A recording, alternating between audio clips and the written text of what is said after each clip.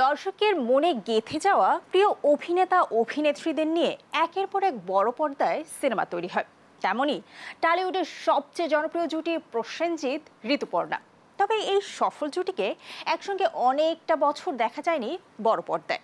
তবে বেশ কিছু বছর পর আবারও একে অপরের সঙ্গে কাজ করছেন তারা। আর এবার নতুন এক সিনেমায় পর্দায় হাজির হবেন এই দুই তারকা।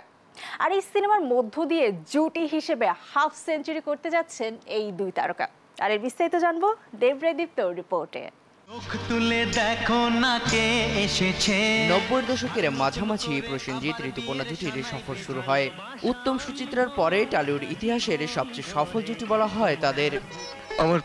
আমার সব তুমি।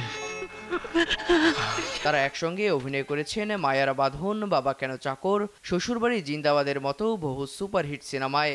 বাণিজ্যিক সিনেমায় শুধু নয়, দুজন মিলে বৈচিত্র্যপূর্ণ গল্পের সিনেমাতেও অভিনয় করেছেন। পরিবারের সঙ্গে আমি কোনো সম্পর্ক রাখতে চাই না। সেই সূত্রে দুজনে ভালো বন্ধুও হয়ে উঠেছিলেন।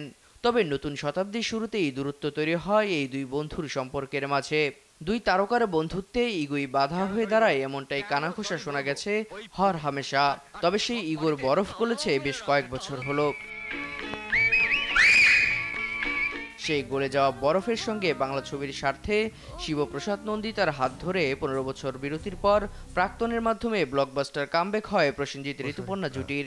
তারপর কৌশিক গাঙ্গুলির দৃষ্টিকোণ দিয়ে আবারও পর্দায় দেখা যায় এই দুই জুটিকে। কেসটা নিয়ে আমি তো তোমার কাছে বাচ্চাদের ছেড়ে এবার পর্দায় 50তম বার একসঙ্গে ঋতু প্রসেনজিৎ। কৌশিক গাঙ্গুলির পরিচালনায় অযোগ্য ছবিতে জুটি বাঁধছেন দুজনে।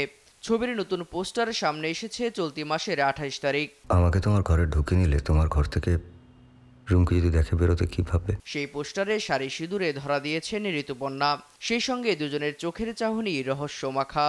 ব্যাংক কর্মী রক্তিম মজুমদার ও তার স্ত্রী পর্ণার দাম্পত্যের টানাপোড়েন নিয়েই এগোবে অযোগ্য। রক্তিমের চাকরি চলে যাওয়ায় তাদের সংসারের সমীকরণ হঠাৎই বদলে যায়। পরিস্থিতি দিনকে দিন কঠিন হয়। এতে করে রক্তিমকে বাড়িতে থাকতে হয় এবং সন্তানের দেখাশোনা করতে হয়। আর এই রক্তিমই হলো প্রসেনজিৎ, আর পর্ণা হলেন ঋতুপর্ণা। এদিকে ঋতুপর্ণাকে কাজে নিতে হয় ইনভেস্টমেন্ট ফার্মে। এরই মাঝে তাদের জীবনে এসে হাজির হয় প্রসেন। আর তাতে সাধারণ মধ্যবিত্ত ছন্দে চলতে থাকা এই মধ্যবিত্ত কাপলের জীবনে নানা বাঁক দেখা যায়। সেই বাঁক থেকে মধ্যবিত্ত পরিবারটি আবার উঠে দাঁড়াতে পারবে কিনা, এমন প্রশ্নের উত্তর দেওয়া হবে এই সিনেমায়। আগামী 7ই জুন মুক্তি পাবে অযোগ্য। বাংলা ছবিতে দুর্লভ একটা এবং সম্ভবত প্রথম। দেবরাই দীপ্ত, দেশ বিনোদন। এই ছবিটা আমাদের মনে হয় দর্শক অপেক্ষা করে থাকবে।